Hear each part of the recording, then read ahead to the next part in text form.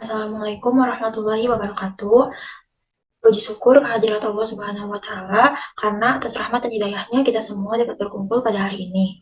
Terima kasih kepada Bapak Andi Moh Januariana Mkom yang telah meluangkan waktunya dan juga teman-teman sekalian. Pertama-tama perkenalkan, nama saya Nilam Andini. Di sini saya akan mempresentasikan review jurnal yang berjudul Hubungan Kadar Hemoglobin dan Nilai Hematokrit pada Perokok Aktif, milik Nuradi Jangga.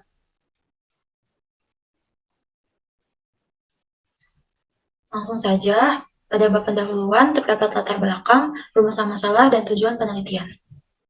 Latar belakang dari jurnal ini, rokok adalah hasil olahan tembakau terbungkus, termasuk cerutu atau bentuk lainnya yang dihasilkan oleh tanaman Nicotiana tabacum, Nicotiana rustica, dan spesies lainnya, atau sintesisnya yang mengandung nikotin dan tar dengan atau tanpa bahan tambahan.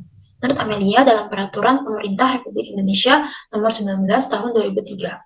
Nah, saat ini jumlah perokok, terutama perokok remaja ini terus bertambah, khususnya di negara-negara berkembang seperti negara kita Indonesia. Keadaan ini merupakan tantangan berat bagi upaya peningkatan derajat kesehatan masyarakat.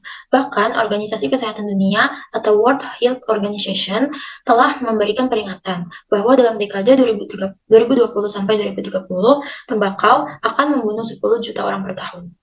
Nah, 20% diantaranya terjadi di negara-negara berkembang. Melalui resolusi tahun 1983, Organisasi Kesehatan Dunia telah menetapkan tanggal 31 Mei sebagai Hari Bebas Tembakau Sedunia setiap tahun, menurut Irawati dalam Tandean 2010. Nah, dari latar belakang yang telah disampaikan tadi, muncullah rumusan masalah sebagai berikut. Apakah rokok berpengaruh terhadap komponen darah? Bagaimana hubungan kadar hemoglobin pada perokok aktif? Dan bagaimana hubungan kadar hematokrit pada perokok aktif?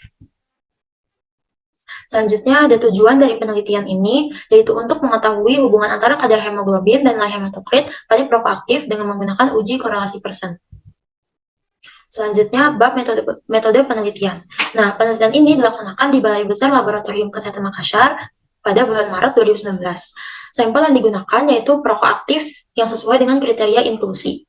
Nah, alat penelitian yang digunakan berupa spoit 3 ml, vacuum container ETA, kapas, alkohol, turnik wet, masker, handscoon, dan alat Mindray BC 5300. Nah, bahan penelitian yang digunakan yaitu berupa darah dan reagen hematologi analyzer Mindray BC 5300.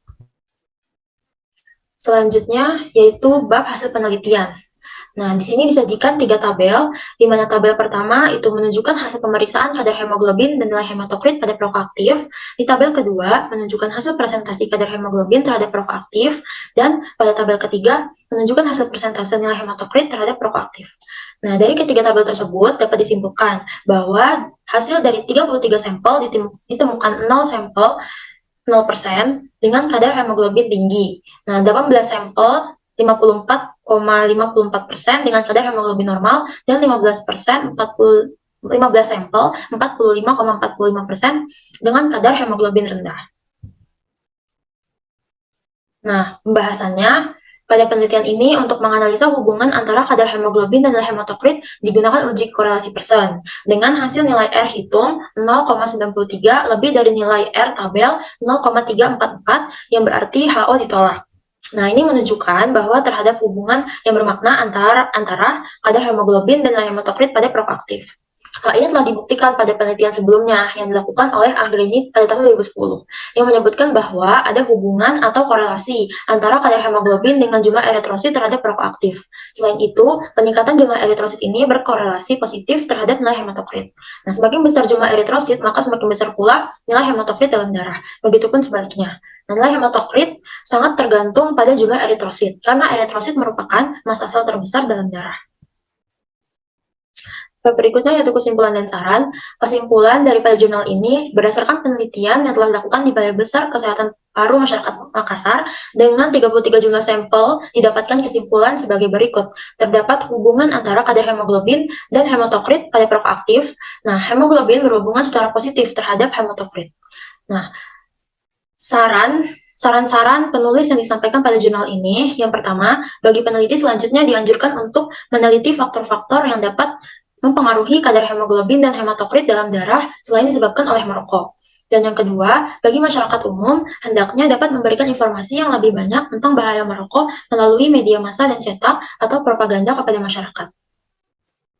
Nah, penyampaian materi sudah selesai. Sekian dari saya. Terima kasih atas perhatiannya. Wassalamualaikum warahmatullahi wabarakatuh.